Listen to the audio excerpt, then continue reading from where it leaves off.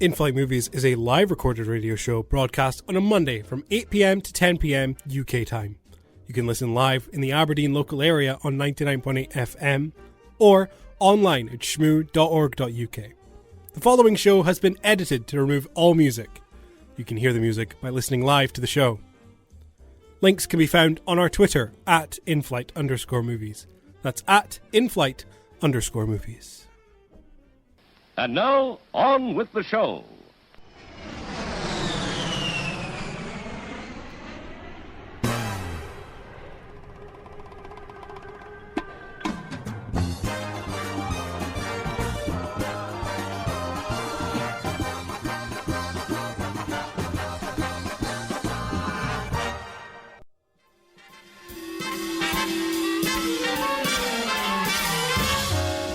That's right, ladies and gentlemen, it's a Monday evening. You are listening to In-Flight Movies here on Shmoo 99.8 FM. My name is Glenn. I'll be your captain this evening as we glide over the skies for the next 2 hours, taking you through the silver screen and among the stars, alongside my co-pilot, Ryan. As always. He's here. Still here. He's here. Yes. I can't get rid of him. Never. Leave me alone.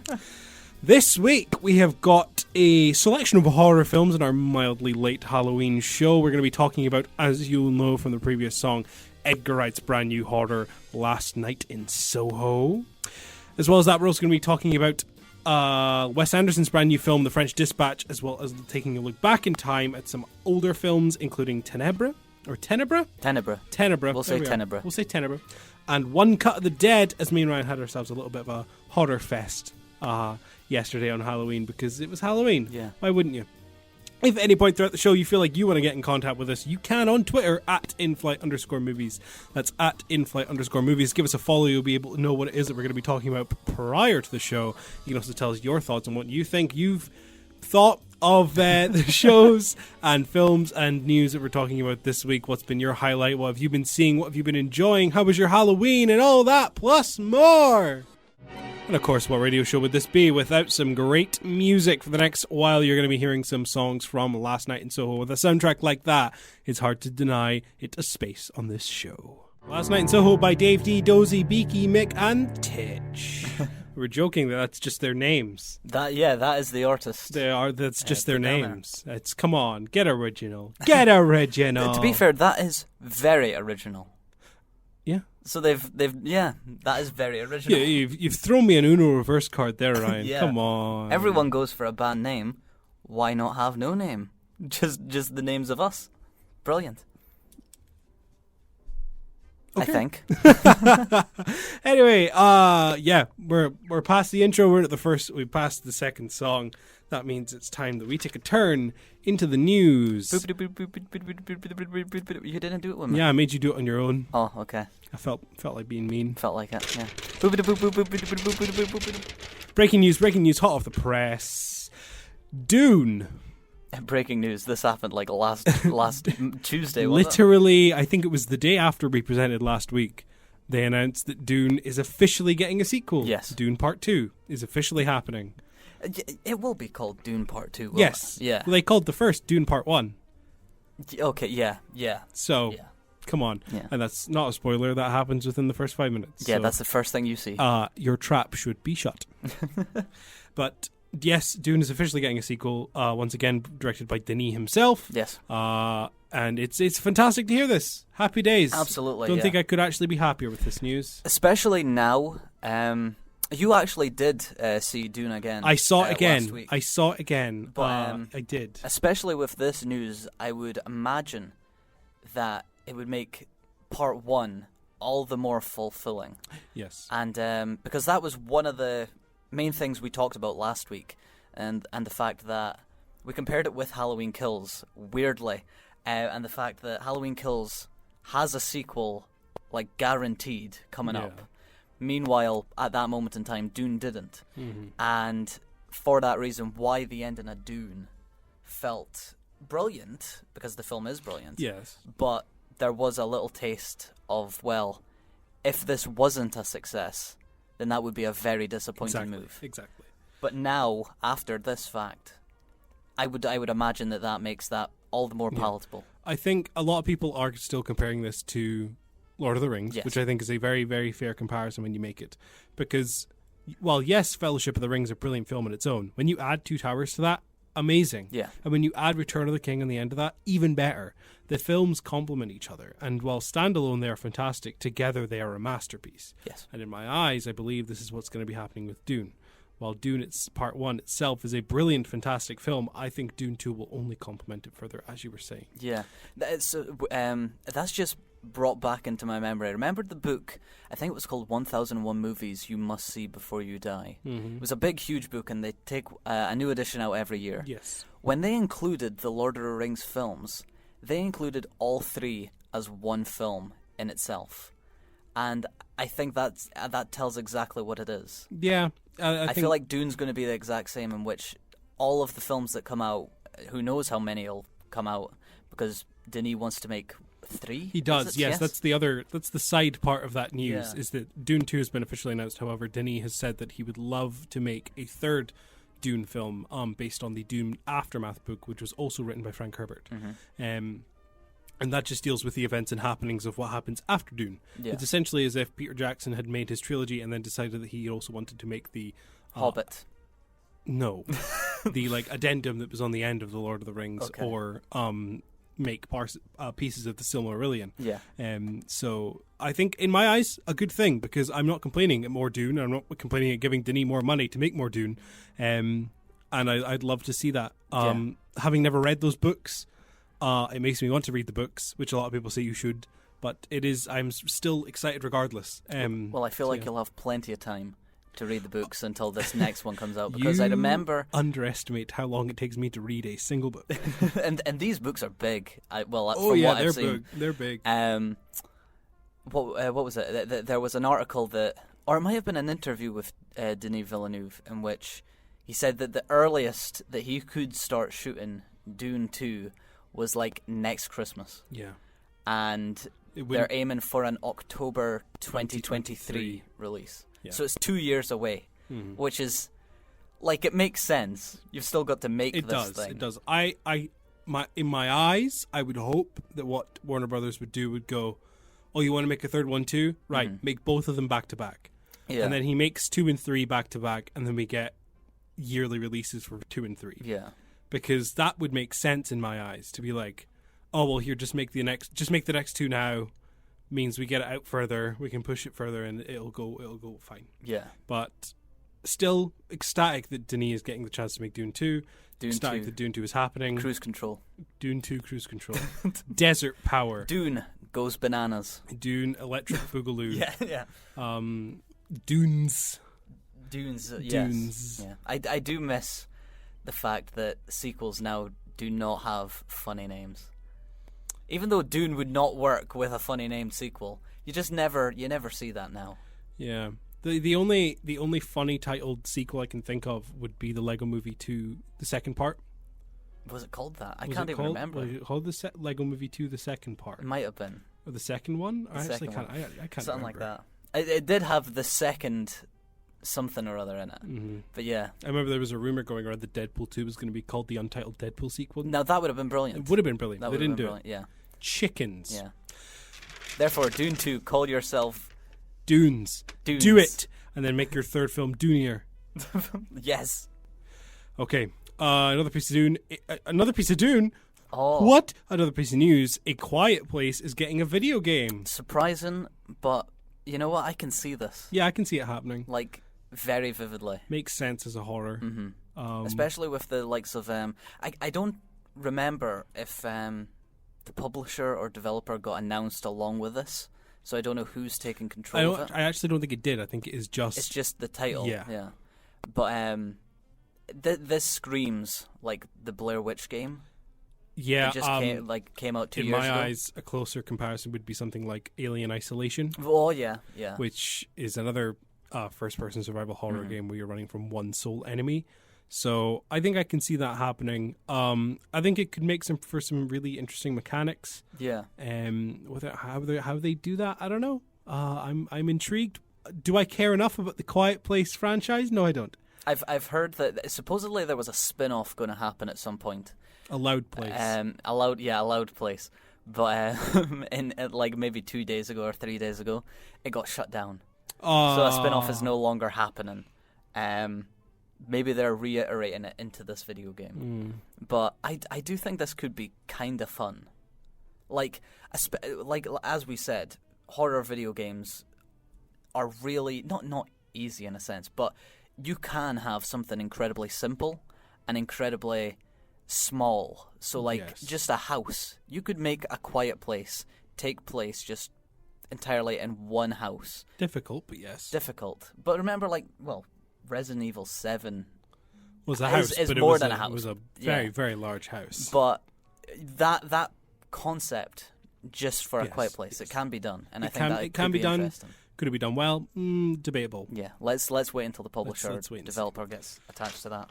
Ana de Armas, everyone's favourite Bond girl, is set to star in a John Wick spin-off called Ballerina. Yes. Which I did not know about and did not hear about. However, we quickly searched it up outside of the studio and discovered that it's actually about a young ballerina girl who we see in John Wick 3. Yeah. So if you remember in Parabellum, he goes to an old theatre to speak with the people who raised him, and you see that the girls are trained in dance and combat, whereas the men are trained in wrestling and combat, and they are sent off to be killers.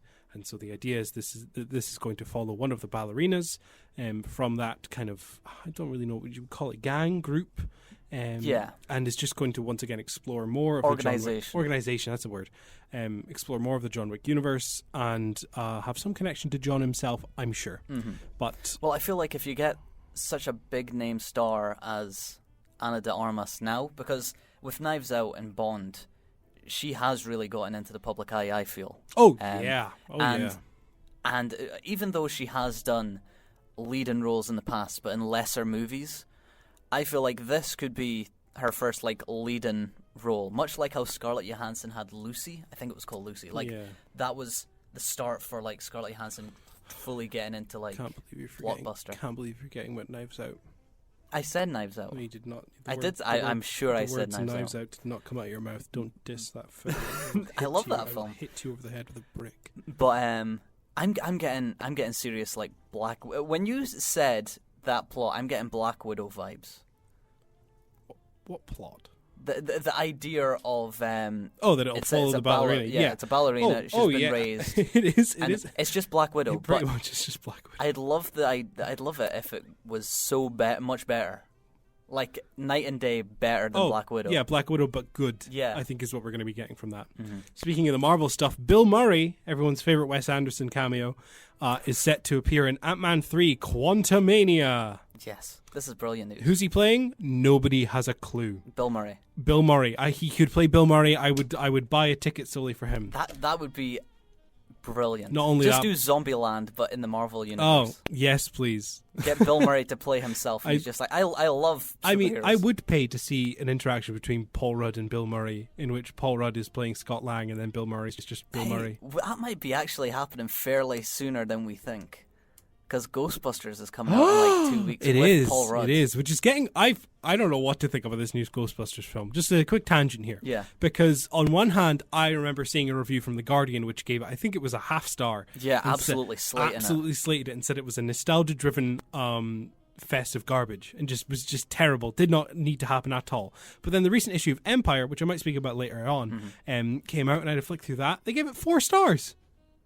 So I don't know what to perceive with this. That's the thing. The Guardian normally is like reliable for like our tastes. Well, Kermode works for the Guardian, so we have to at least give some credit to the god himself, to Jesus himself. Kermode. But Empire giving it 4 stars. That's a lot. Oh yeah. It's I don't know what to think, but I mean we'll review it when it comes out for sure. I think it's in like 2 weeks. 2 weeks time, yeah. I believe it's mid-November. I'm not really that excited for it.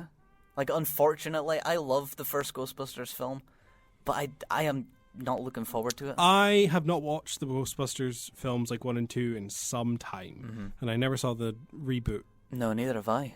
Maybe we should watch them. Oh, should we watch? The horror. That would, yeah. Keeping on MCU talk, Eternals is now officially the lowest rated MCU film on Rotten Tomatoes. Well, I mean, I don't know what to perceive. This is No. very mixed reviews. How could you? Come on, and Johnny's in it. He plays Kingo. Yeah. How could you give that a bad That's review? guaranteed 70% or more. Exactly. Thing is, we don't care about Rotten Tomatoes, but No. the only reason this has made it into the news is because I feel like a lot of people do regard Rotten Tomatoes as a be-all, end-all of a film's quality. Mm-hmm. You do also get a large volume of Marvel fans who think that every Marvel film is over an 8, and anything under an 8 from a Marvel film is hell on earth, and think that you're stupid and ridiculous and will berate you for all that you're worth. I actually think I would rate most of the Marvel films a 7 or under. Exactly. Yeah. Exactly. But a lot of people will hold all these films in such high regard that when they see a negative review or a negative opinion on these films, having not even seen the film itself, will berate the people for it. So we're seeing it on Friday. Yes. Eternals, we're seeing it on Friday. Come next week, we'll give a full review.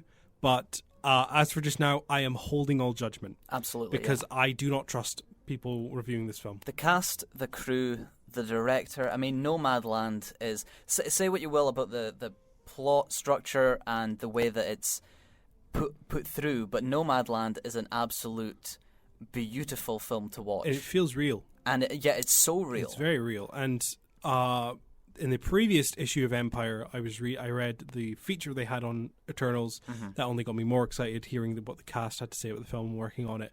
Brilliant stuff. And I am genuinely really looking forward to this film. I think I'm going to enjoy it. But again, we'll review on Monday. Absolutely. We'll see how it goes. Getting into a bit of trailer talk, there's been 3 main trailers that have been released this week that we need to talk about. Number 1, the Cowboy Bebop trailer. Ryan, I'm pretty sure this was released like a couple weeks ago. Why is this in the news? There was a teaser that was released a few weeks ago, and then the opening title card was released. But just, I believe, maybe Tuesday or Wednesday, the same day, actually, as the other trailer that we'll talk about. Yeah. It was released on that day. But whereas before, I remember we were talking about this alone, not on the radio show, but some of the things in the title sequence alone feels very made, student art project fan made. The trailer kind of blows that all out the water. This looks very stylized and very, very interesting. It's Netflix and it's coming in once again. I think it's 2 weeks' time. But I was getting Umbrella Academy vibes from the sheer creativity on display for a Netflix production. More so Umbrella Academy than Stranger Things. But this I am really excited for it now after the trailer it was released. It looks fun and funny. A lot of the action in it looks very hand to hand and close quarters. I was impressed. Wow. And I'm hoping that the title cards are just a little bit of fun, and that this new trailer is actually what it's going to be like. Cowboy Bebop is one of those few animes you actually enjoy, isn't it? Yeah, I do like the show and then the movie that came out as well. I think it is a fun property that can be really good. It's kind of it's reminiscent of Firefly as well. Just a bunch of cowboys in space. Cowboys in space. But yeah, this might actually get a lot of people to go back and watch the actual original series. I believe the original series is available on Netflix also. Yeah. So if this is popular enough, it might widen the audience. Or we could have another Death Note on our hands. Very true. I hope not. Well, but we'll have to wait and see. Yeah, we'll wait and see. It's not often anime adaptations go well. No. And the other trailer that came out last week, Lightyear, came out. Yeah. Okay. So Lightyear is I don't even know what this is. So let me get this right. Chris Evans is playing Buzz Lightyear. Yes. But Buzz Lightyear as a human. Kind of. As a real life human person with other human people. Well. Now, no, let me finish. Buzz Lightyear as a real human person with other real human people, as he is part of this Space Command, people who journey off into space, and Buzz is a astronaut who goes off on his journey into space, and so he's renowned as a hero. Now, the understanding I have of this is that Buzz Lightyear is a real-life living person within the Toy Story universe. Okay. Okay? So while Buzz Lightyear exists, so does Andy and Andy's mom and all this stuff. Yeah. They exist within the same universe. Okay. The Buzz Lightyear animated television show that was released on Disney Channel years ago. That's a deep cut, Glenn. Is a television show based on the real-life person within the Toy Story universe. And then, Buzz Lightyear the toy is based on the television show within the universe. That's the current understanding as I have of this film. That or Lightyear, this animated film with Chris Evans as the voice, is just a film in the Toy Story universe as well as it is in our universe. It's the second one. Do you think it's the second one? It's the second one. I feel like it was confirmed as well. It's the second one. I believe that this Lightyear is the film that Andy and all the other kids watch that makes them know about the character of Buzz Lightyear, and then they buy the toy of. Which, to me, is a bit insane. I mean, this whole thing's insane. Technically, and I know we shouldn't really get technical for kids' films that came out, 25 years ago or so. Of course. But Lightyear absolutely looks incredible. Like, there's certain shots in this thing that look unlike anything else. There's a shot where he flies past the sun, and then there's sun ripples, coming off and, hitting the spaceship. Ripples, the official scientific term. Yeah, exactly. But it looks beautiful. And if Andy and the other kids watched this in 1995, their minds would be blown. So are you now questioning the logistics of how such a beautiful film could exist alongside the 1995 garbage-looking Toy Story with uncanny Toy Story Valley? Still looks really good. Oh, to this day. Yeah, for 1995, yes, but. Okay. But it's just, I'm Andy's mind would be blown. Remember when Andy had his birthday party and all the kids who attended were just Andy yeah. in different hats? That was fun. Yeah. But yeah, Lightyear looks interesting. Chris Evans doesn't even know what's going on with this film. If you look at his Twitter, he's getting confused by this whole thing. Mm-hmm. Hilarious.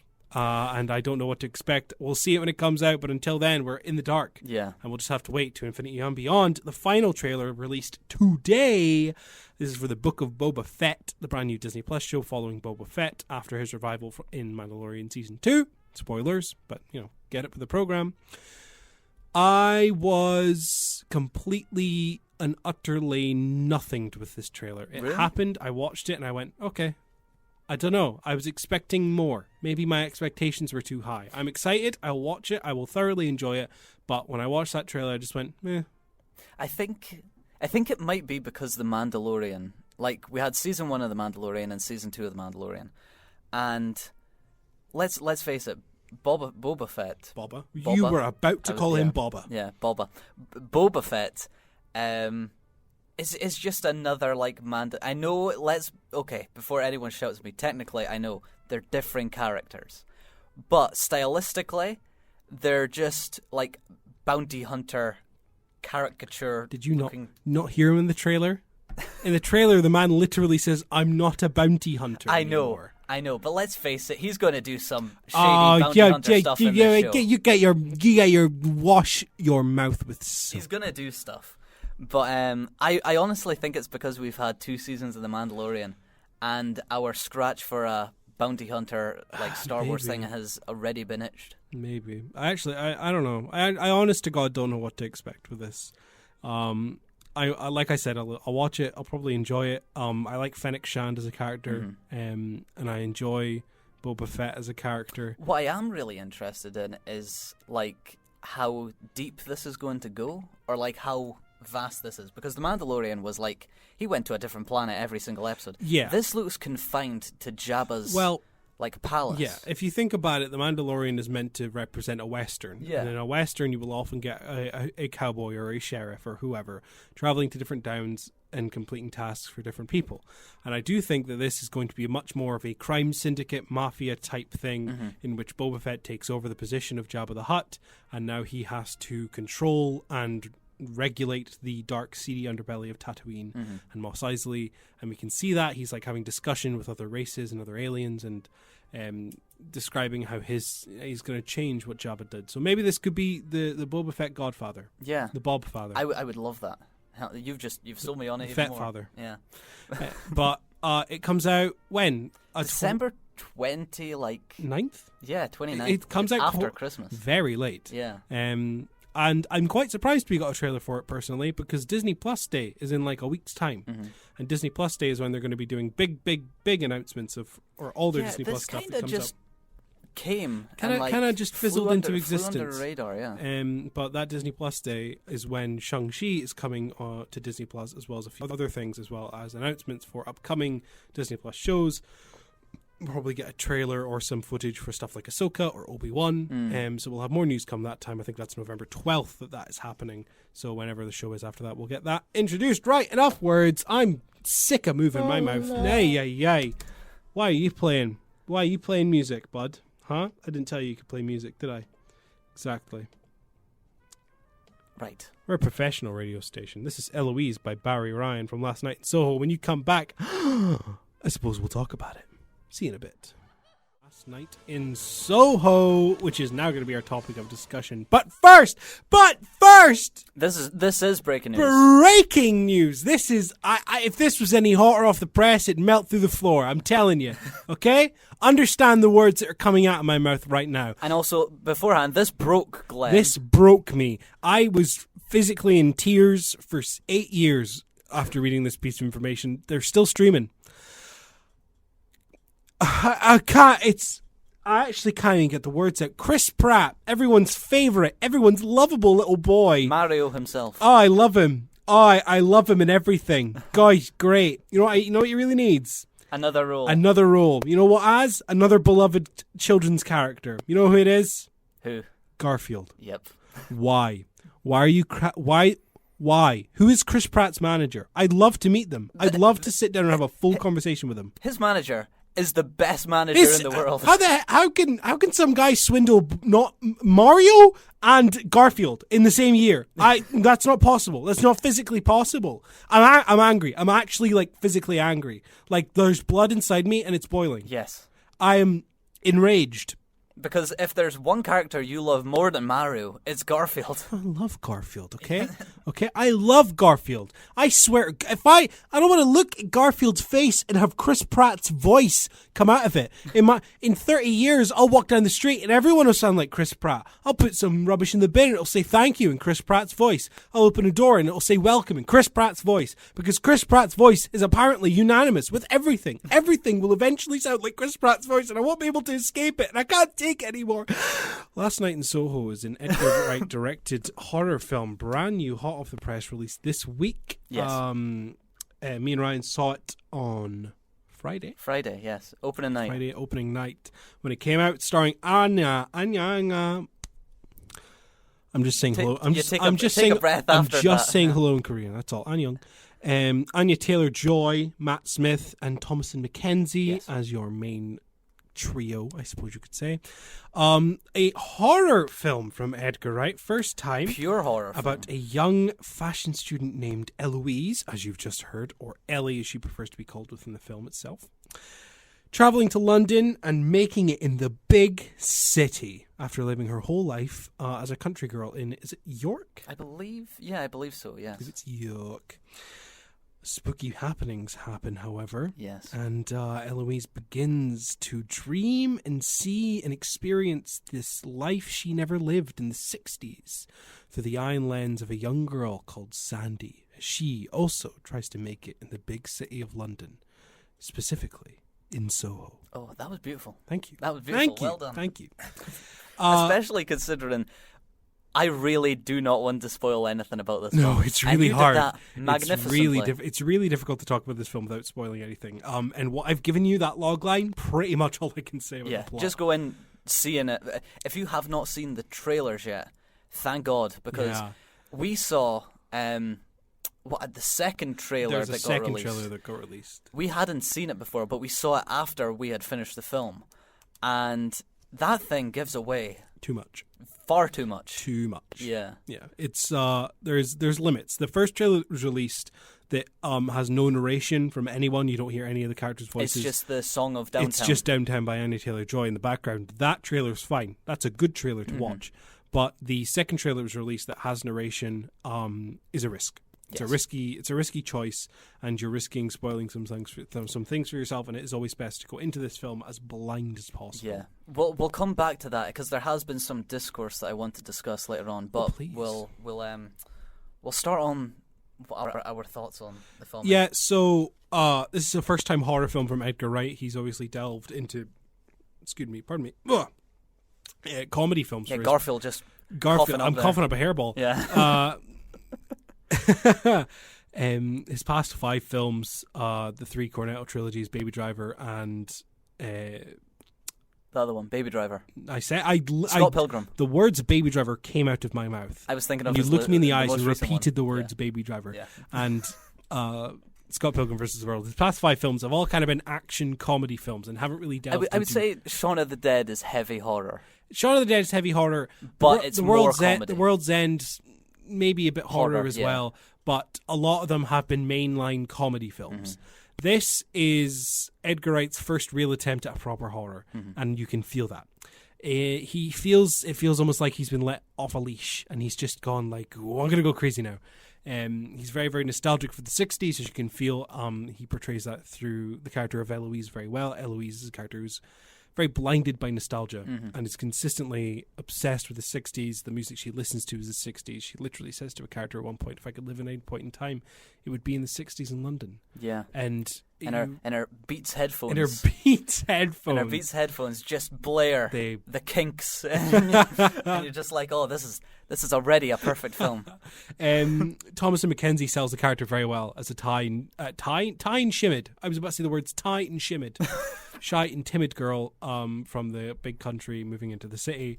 Edgar Wright does what Edgar Wright does best in my eyes, and that is make very, very memorable minor characters. Minor side characters that do not have much discourse within the film apart from maybe a couple lines are always very, very memorable in his films. And that's the same for this film. When you meet these side characters that Eloise is meeting, you are kind of feeling the same things that she's feeling, and you're understanding where she's coming from, and they're done very well. The actors are doing a fantastic job with what they're given. Edgar Wright is always great at directing characters.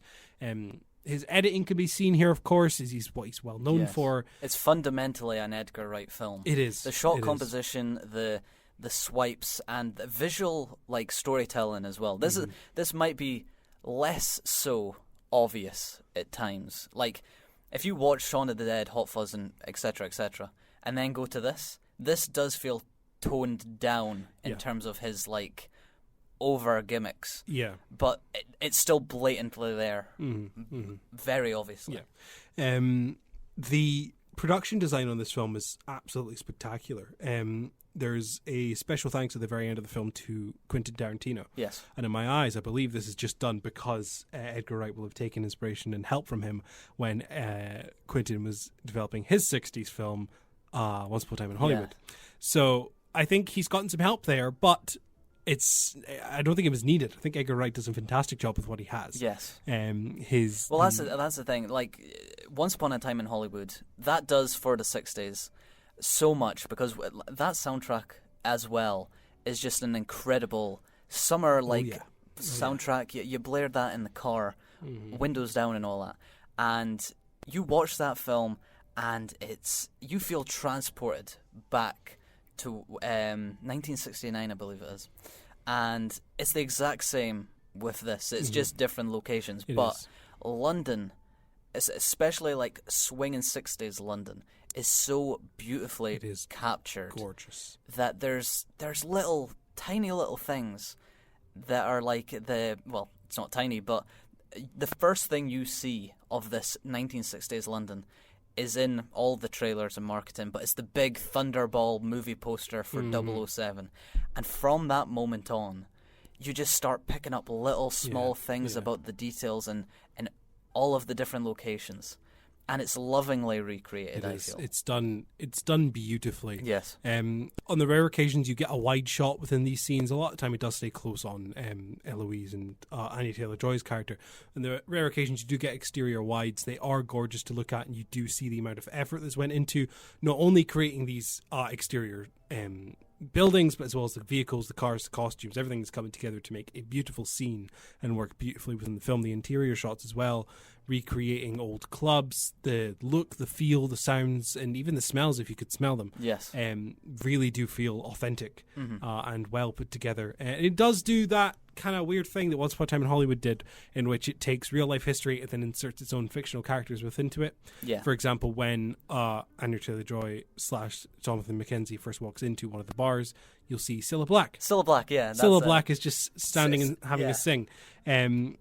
Singing "You Are My World," which you're about to hear. Yeah. But that's just a funny thing that it's real life people who existed and were around in that time interacting and acknowledging these characters who are, in a whole sense, fictional. Yes.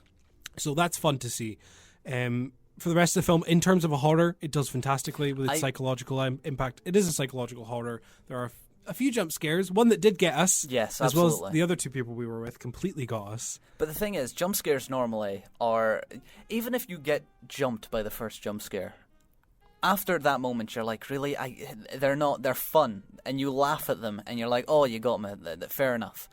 But with the jump scares here, they are actually really quite scary. They do work exactly for what a jump scare should do. Mm-hmm. And it makes you on edge for the rest of the scene. And I think it's one of the strongest uses of jump scares in cinema of recent memory, really. Yeah. And as a horror film, as you said, it's a psychological horror film. The scariest things in this film are not the horror set pieces, but more so the winks and like compliments and nudges that are like seethed through seedy characters. Mm-hmm. And that's what made it really scary for me. Yeah. Without going into a whole lot, it's the characters that are created that are the scary part, not more so the actual blood, gore, jump scares, this, that, and the next thing. Perfectly said. Yeah, the film is, in my opinion, and I'm sure you'll agree, Ryan, good. Yes. It is a very, very good film. It's Edgar Wright doing what he loves. You can tell. I love it when directors get that opportunity to do something they love, and understanding that and seeing that and loving that as well feels really nice. Yes. We mentioned the actors briefly, but Thomasin McKenzie in this film, like she was in Old prior to this, another horror film from this year, and before that, Jojo Rabbit. Yes.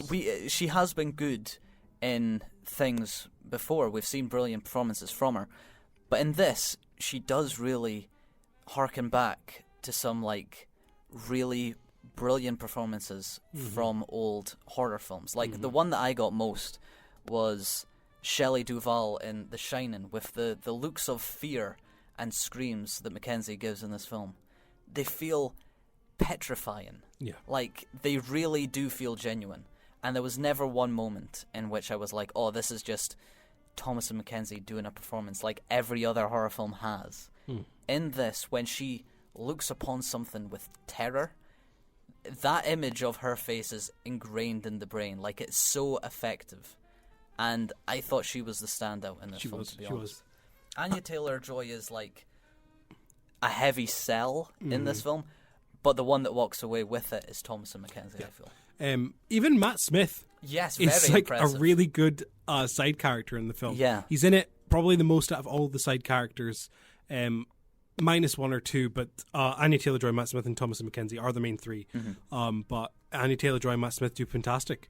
Especially for the period pieces that they're doing as well. So it's not only fun, but it's an incredible watch. So much care and attention to detail has been put into this film, so much so that it makes me want to go see it again. Oh, absolutely. So that I can pick up on all those little things that they're telling you throughout the film. But yeah, please go into this film as blind as possible, see it as soon as you can, and give it love and support as well.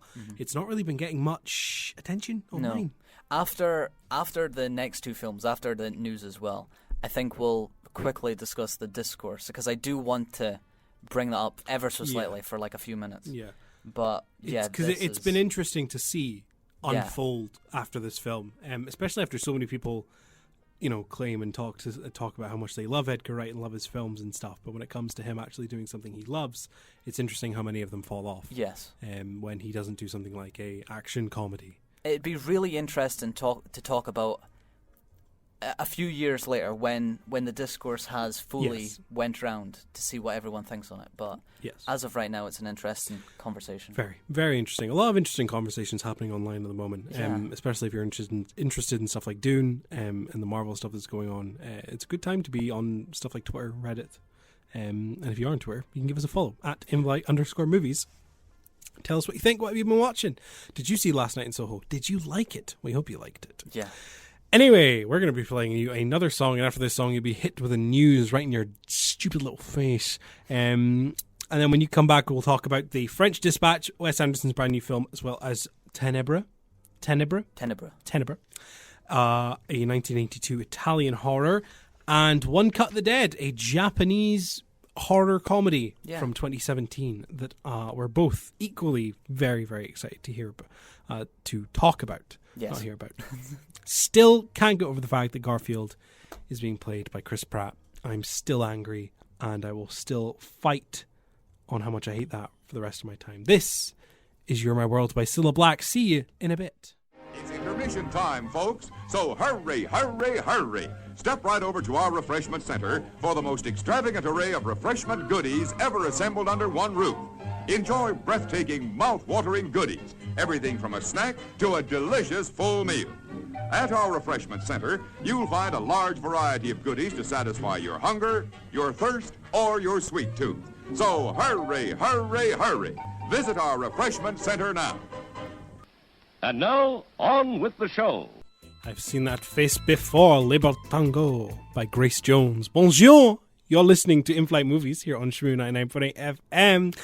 I'm your pilot, Glenn, still here, flying high with my co-pilot, Ryan. As always. He's here. Always. We are already an hour into the show. You are joining us in our second hour. We just finished discussing Last Night in Soho, and Ryan is itching to talk about this discourse stuff that he's been banging on about. Anyway, so, in short, see the film. In short, see the film. Yeah, because we think it's brilliant. We do think it's brilliant. But recently on Twitter, well, shortly after we saw the film, went on Twitter because I was desperate to see what everyone else thought of it. Joking, He was absolutely joking. And to my surprise, there's a lot of people that are really negative on how Edgar Wright approaches the film and takes the film. Okay. And basically, it's just as we said, this is Edgar Wright doing something that he wants to do instead of Edgar Wright basically making a film the audiences want. Yeah. So with the Cornetto trilogy, that was that Shaun of the Dead, what he wanted to do. But then I feel like Hot Fuzz and World's End both follow a similar format, so it's like what audiences expected at that point. And then it's the same with Scott Pilgrim and Baby Driver. I feel like they share what Edgar Wright, in quotations, let's say, an Edgar Wright film is.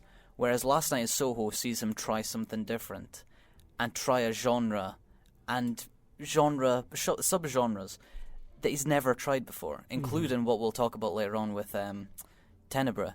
But people, if we were to really go into it, the discussion is about the final act and how the final act is so completely out with the rest of the film that it really annoys people and it really gets under people's skin, but not in a good way. I think that's interesting because personally I didn't feel the ending of the film was out with the film itself. Yeah, neither did I. I thought it fit fine. I didn't. At no point did I ever feel jarred or.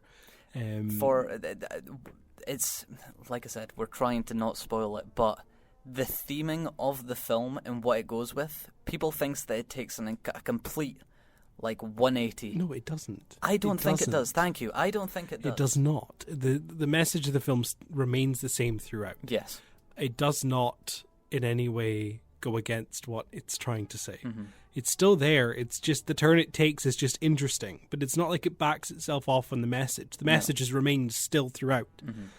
I can understand why the ending could be divisive. Yeah, I get that. I get that part of it. But to say that it ruins the entire film, absolutely not. No. No, it's still really effective. And I even really like what they do with the ending. Mm-hmm. Like, I think because this Last Night in Soho is basically Edgar Wright throwing back two films like Tenebre and Italian, like, giallo horror films, if I pronounce that right, let's say. I think it really works well with what he was trying to do and what he wanted to do. Mm-hmm. And a lot of people are going to give Last Night in Soho bad reviews, and I don't think it's deserving. It's not fair, damn it. It's not fair. It is one to go see. Make up your mind yourself. Go in as blind as possible. Be your own person. Yeah. This is one to figure out yourself. Yes. And if you love it or hate it, at least you took an attempt on it. And let us know. Yes, on absolutely. @inflight_movies on Twitter. It's 9:10. We're about to play you another song, and when you come back, we'll be getting down to Paris. It's the French Dispatch. Anyway, this is a line by Jarvis Cocker from Pulp. Excuse me? Yes. Pulp? I didn't know if you were doing a bit there by saying Jarvis. No, my Did brain you not just know? no, my brain just stopped working. This is a line by Go for it. Jarvis Cocker. Yes. Oh my God, why can't I say words? From Pulp. From Pulp. Yes. This is from the French Dispatch soundtrack. I'm gonna play the song and stop talking.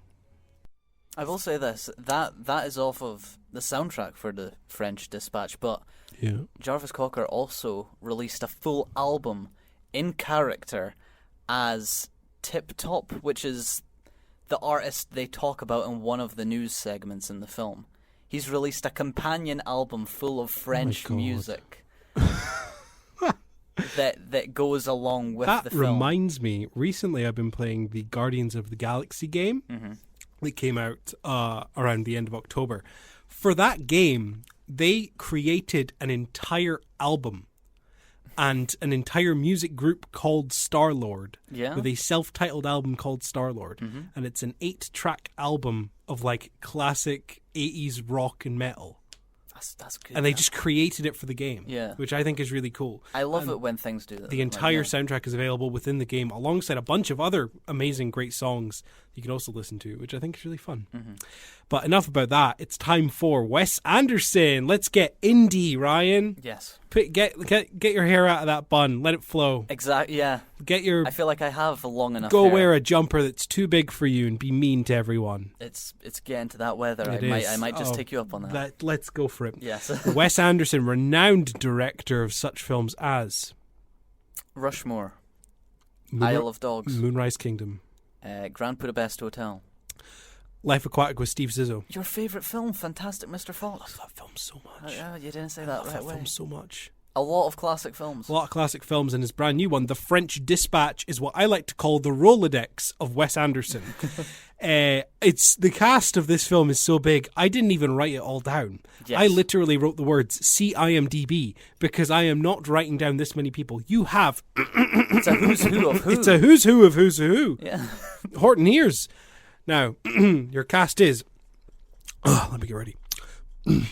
Benicio del Toro, Adrian Brody, Tilda Swinton, Léa Seydoux, Frances McDormand, Timothy Chalamet, Lina Kudry, Jeffrey Wright, Matthew Almeric, Yeah. Steve Park, Bill Murray, Owen Wilson, Bob Balaban, Henry Winkler, Lois Smith, Tony Revolori. You also have Saoirse Ronan, Willem Dafoe, Edward Norton, Christoph Waltz, and Liv Schreiber. A lot of names. A lot of names. And we also there's more that we haven't mentioned. Yeah. As well. It's kind of crazy the amount of people who are just stuffed into this film. And I think that it's interesting as well because everyone has at least one little thing to do. But at the same time, this is basically just Wes Anderson being like, he's making a film, but instead of casting extras or no-name actors in small roles, he's just like, oh yeah, we'll give Willem Dafoe a part where he basically says no lines.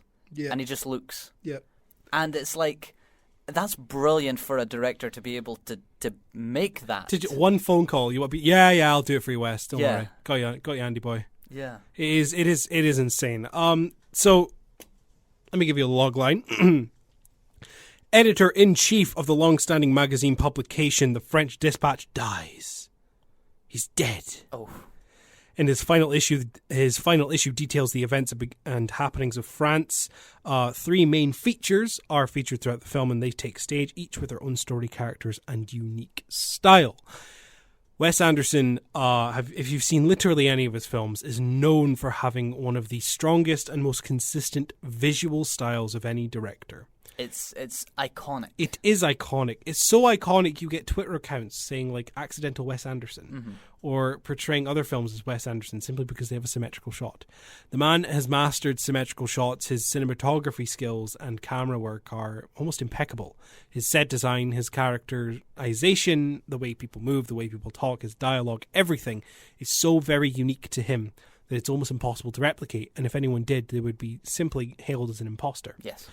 And once again, here he is doing it really well with an incredible cast of just a tour de force of people that he's just playing around with, and it's a really, really fun film. It is. I will say, when I was writing small notes for the show, I was very tempted to put as one of the notes Anderson's least funniest film, but I thought that had a negative connotation, so I changed it. Yeah. I feel like this is Wes Anderson's saddest film.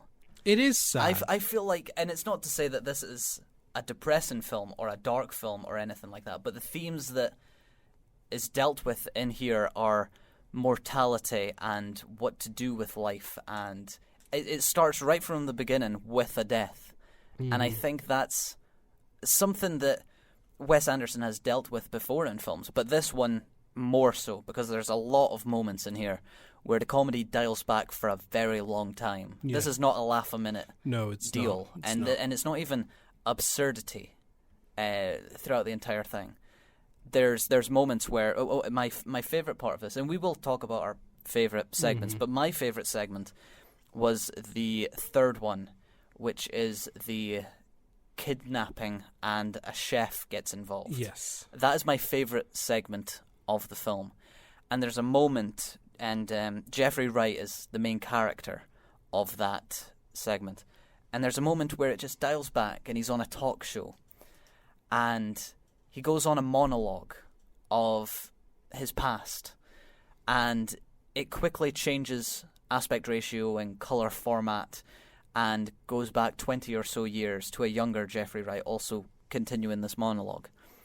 And it's beautiful. It's soft. It's very quaint. Yeah. But there's no humour in it whatsoever. No. Weirdly enough, this is going to be a very obscure reference, but there's a TV show, well, there was a TV show called The Fast Show, and it was a sketch comedy show. And in, I believe, season 2, one of the recurring sketches is of the drunk man, basically. This drunk man telling old war stories and old stories and laughing through it.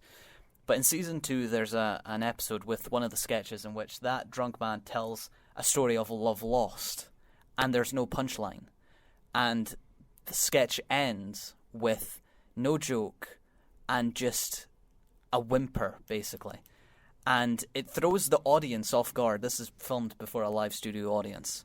It throws the audience off guard, and then they applaud the sketch, and the applause goes into the next sketch. And that is exactly what I felt with a lot of the moments in here. Wes Anderson using his ability that has been seen before in so much comedy, but to a very sad and melancholic state. Yes. I was impressed by that more so than the comedy here. He does very well with everyone he has in this film. Even from the get-go, you have a very short comedy segment that kind of eases you in with Owen Wilson riding on a bicycle around France, and that's very funny. But it slowly is like, the way that it goes about it is it's slowly introducing you to basically what we're going to be doing is just following a few main characters, and then there'll be side characters who happen also to be actors you know. So you have a main segment with Benicio del Toro and Lea Seydoux and Adrian Brody, who are all being narrated by Tilda Swinton, and their stories kind of interconnect and intertwine, and that's a very lovely tale of art and how we perceive art and the way that other people perceive art and how you're supposed to separate art from the artist. I personally, this segment was probably my favorite. Yeah. not only is it probably the funniest segment, I'd say, but it's also the one that, I don't know, I really enjoy watching Adrian Brody in this. Yeah. I think he's a lot of fun with what he's doing, and I like all the little side characters they have. Benicio del Toro and Lea Seydoux are also fantastic in it as well. Yeah. The middle segment, in my eyes, is maybe the weakest of the three. Yeah, I feel the exact same. However, I will say, and I can't believe I'm a way to say Clip this. I think Timothée Chalamet does a fantastic job in this film. And I can't believe that those words came out of my mouth. Excuse me, sir. Could you sign here, please, to admit that you just said those words on live radio? Timothée Chalamet. If you've heard the show when we've been talking about a Timothée film before, you know that I really can't stand him as an actor. Oh, that's putting it lightly. You despise the man. I do, because I always think that his roles are so typecast and they're so similar, and that he's only got one mode. He's just jealous. I'm just jealous. Ryan's just jealous. I'm very jealous. That all the girls want the pretty indie boy. But in here, and this was the one that I thought that he could really shine in, and he does.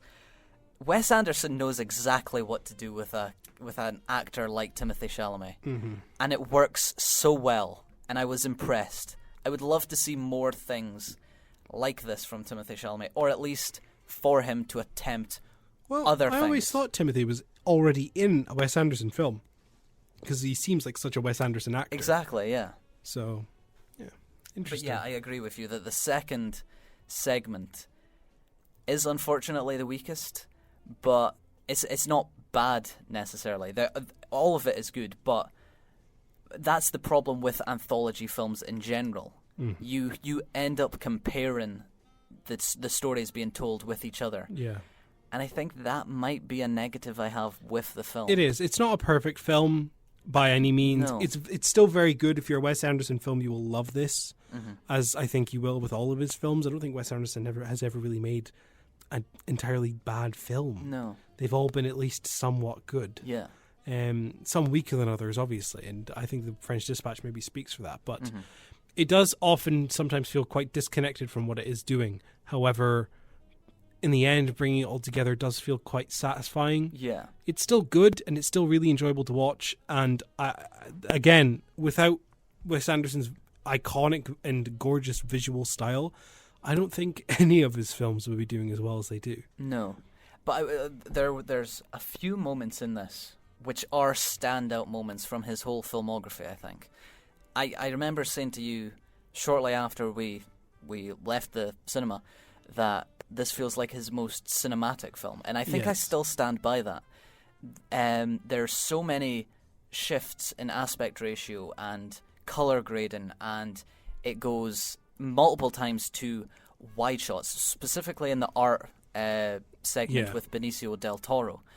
And there's moments where we get full widescreen in this film, which is mostly 4:3, and when it changes, the actual feel of the film changes as well. It becomes more of like a blockbuster feel. It does.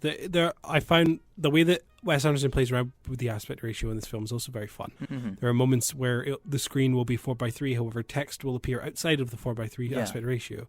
The whole screen is in play. The whole screen's in play. It's just that the 4:3 is the movie that you're watching. It's a lot of fun to see. And like you said, the use of color there as well adds to that a lot. It's so visually exciting that you could watch this film as a visual spectacle and get enough from it. Yes. Not really caring about the rest of it. That's how good it is visually. And there's also Wes Anderson's done 2 stop motion animation films before, with Fantastic Mr. Fox and Isle of Dogs. But there's a 2D cartoon segment, like approach to one of the scenes in here, which I honestly thought was brilliant, the highlight of the film. Yes. And it makes me want to see what Wes Anderson could do with a fully animated, 2D animated film like that. It flows in the exact way that you think a Wes Anderson film will flow in that moment, but in a hilarious way. It's one of the funniest scenes, I think. It is. It's one of those standout moments. But yeah, if you have the time and you enjoy his other films, then The French Dispatch is an obvious choice to go and see. However, Belmont are still showing it as well. they are. I think they're showing it for the next week. They are. So definitely go check it out there.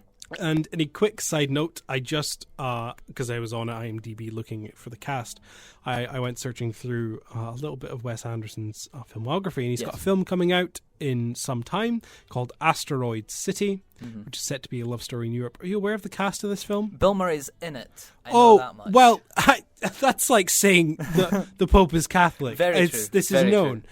This already looks like a hell of a cast. Margot Robbie, Brilliant. Tom Hanks, Oh, very good. Scarlett Johansson, Yes. Adrian Brody, Brilliant. Bill Murray, Of course. Tilda Swinton, Of course. Jeffrey Wright, Love to see it. Bryan Cranston, Wow. Hope Davies, Uh-huh. Rupert Friend, Yes. Liv Schreiber again, Uh-huh. Matt Dillon, Oh, that's interesting. Jason Schwartzman, Tony Revolori, Of course. and Sonia Garçon. Well done.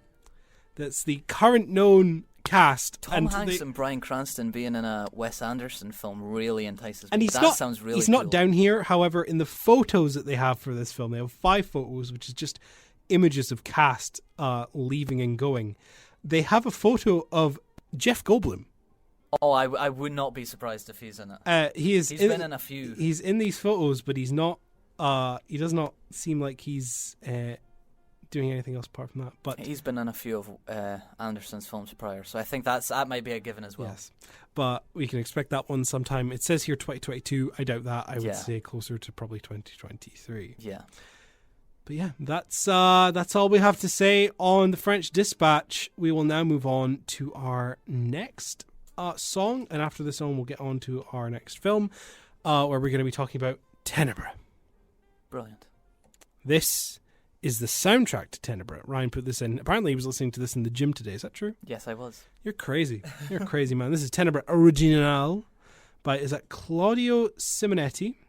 Yes. And is that Massimo Morante? Yes.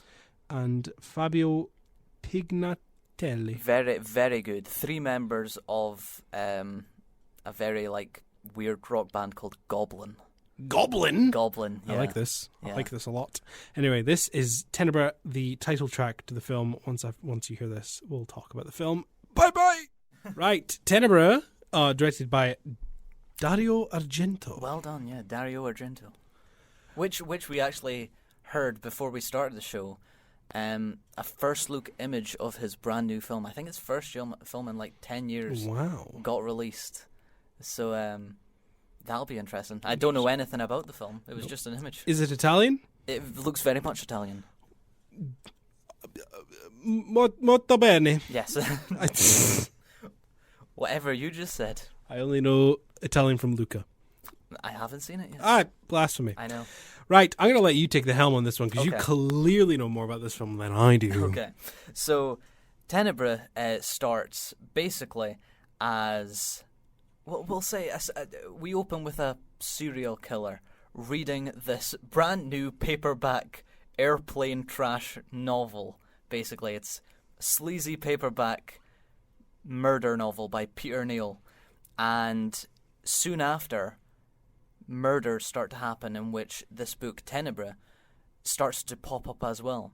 And Peter Neal goes to Rome for interviews, junkets basically. And his name starts popping up in all these different murder scenes because of this book and how it's all connected. And what's happening? Who's going on? Who's killing? Is it someone within, or is it just a crazed stalker? You'll never know. Next song. Yeah. But yeah, this is what did we say? 1982. This is an older film, and we saw this as part of Belmont's Halloween. Yes.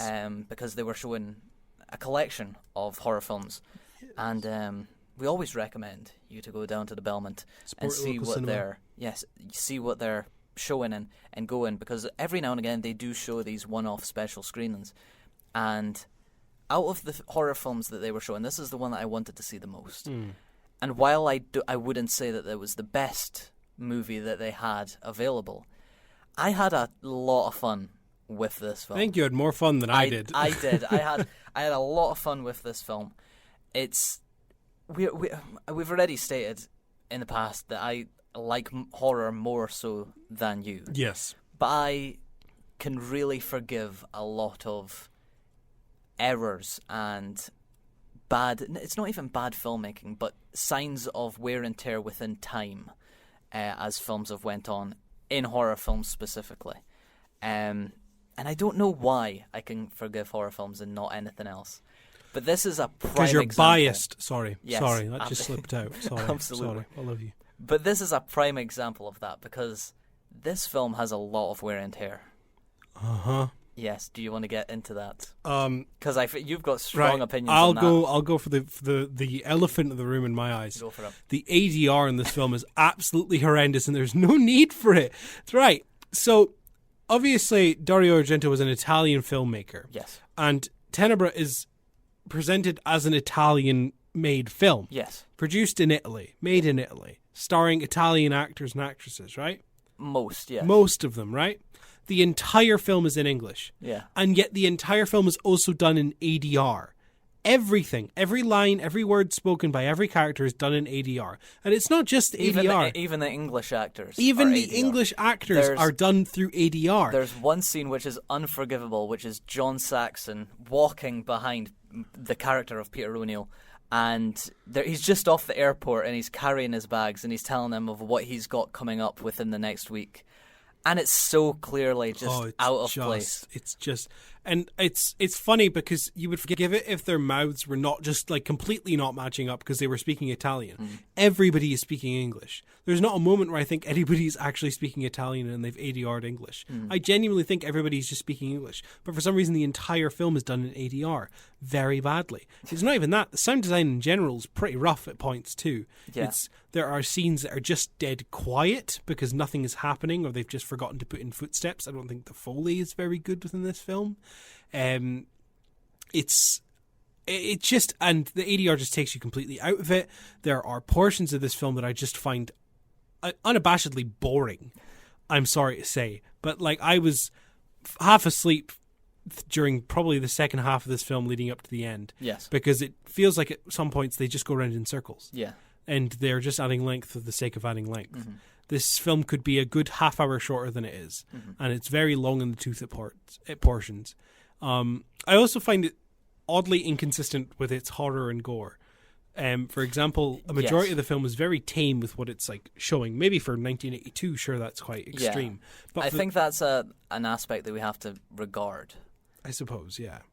Because with the time that this was released, this was definitely very graphic. I actually think it was banned in the UK. It was either the UK or the US. It was banned, and it only became unbanned, basically, I think in 1999.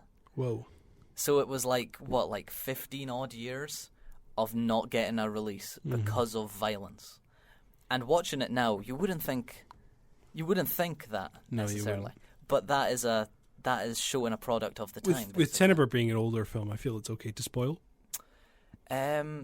Fair, yes. This is a very old film. 39 years old, I think I can spoil what it talks about. Yeah. So, the ending for this film, I won't spoil the plot ending in case you are interested, but the ending's brilliant. The ending is actually very good. I will give them that completely. It's a good twist, and the story at the end is good, but everything that leads up to that within that middle section is very boring.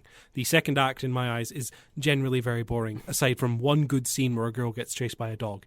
Yes, that is a good scene. That is a good scene. I will say, if we're talking about scenes in particular, there's a brilliant one-take camera trickery of showcasing a house and all the different rooms within that house. Yeah.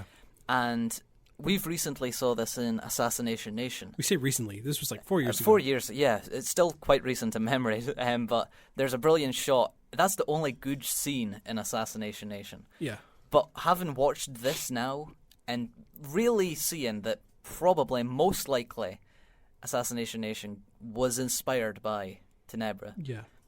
It just is much better in this film here. Mm-hmm. And also, for, like we said, the time period this was set in and the difficulties of how they can do one of those shots anyway, It's really impressive. It is. It is very impressive. This film is oddly nude. There were many naked women That's presented throughout this film. And, maybe that's just Italy. They always say that the Europeans do it a bit different.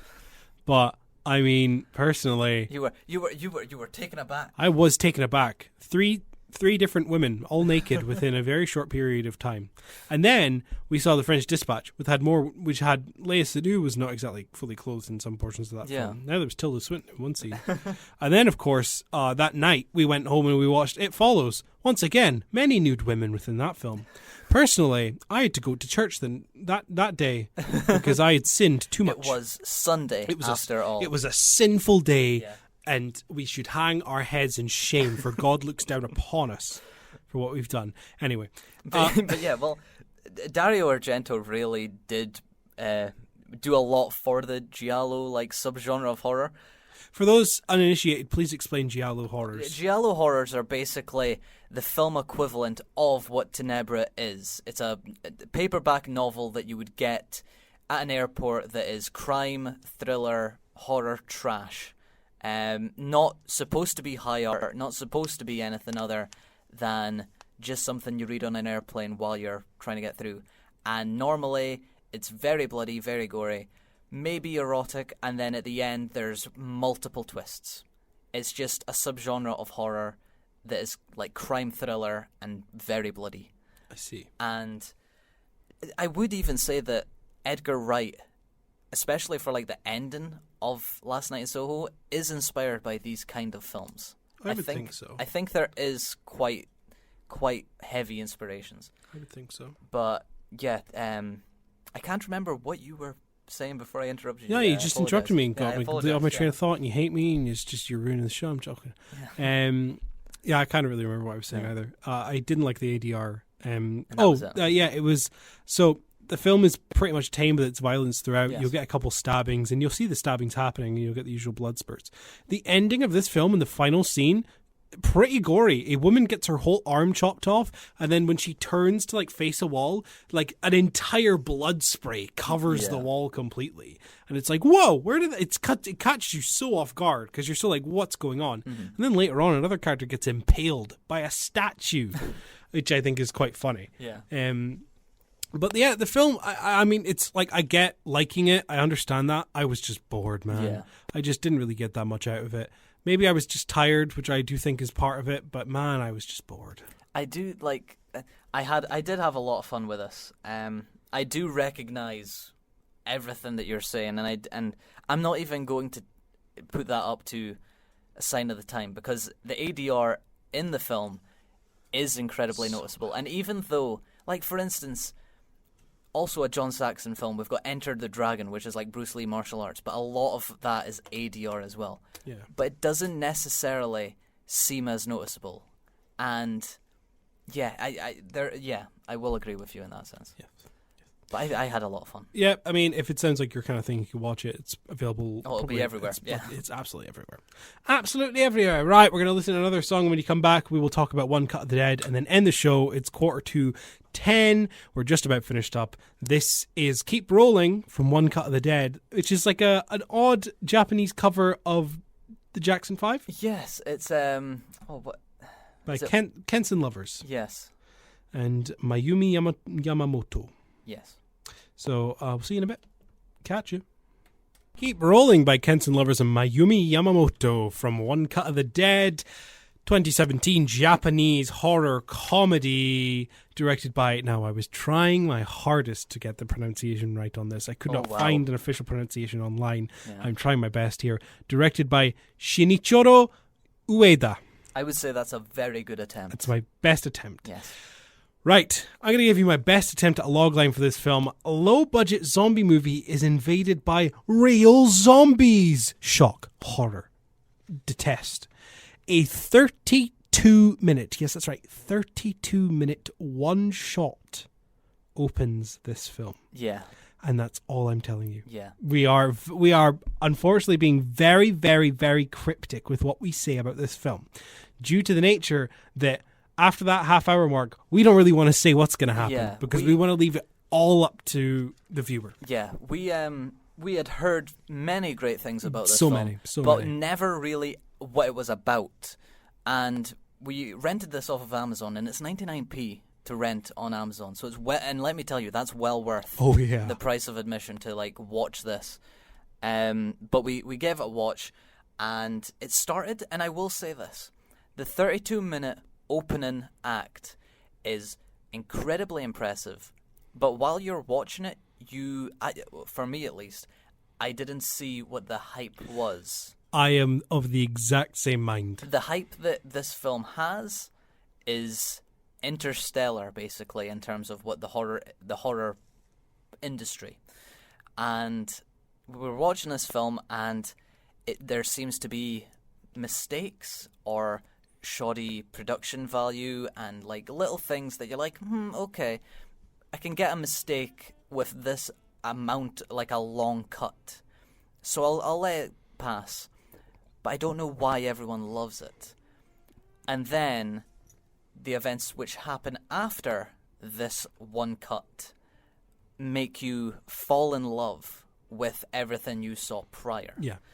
And that's, like we said, trying to be cryptic with this, but the film really does an impressive twist in terms of storytelling, which makes the whole 32-minute cut so much fun. So much better. And yeah, exactly. Yeah. And it is a brilliant film. It is. It's really, really impressive to watch that 32 minutes alone. But you're right. After you watch the rest of the film, you're like, whoa, I love this way more now. Because things that happen in the 32-minute cut that you're like, oh, wait, hold on a minute, I don't really like that. You end up being like, oh, I love that. Every single thing that you have a negative reaction to in that first 32 minutes, you will come around on them. It's a very, very well-constructed, smart film, and made on, quite literally, the shoeiest, stringiest budget I think I've ever heard. Yes. $25,000. Yeah, converted to American dollars, 25. From yen. Yeah. Which is about 20 grand in pounds. Yeah. That's insane. And it made over 25 million, I believe it said. Well, I can... Yeah.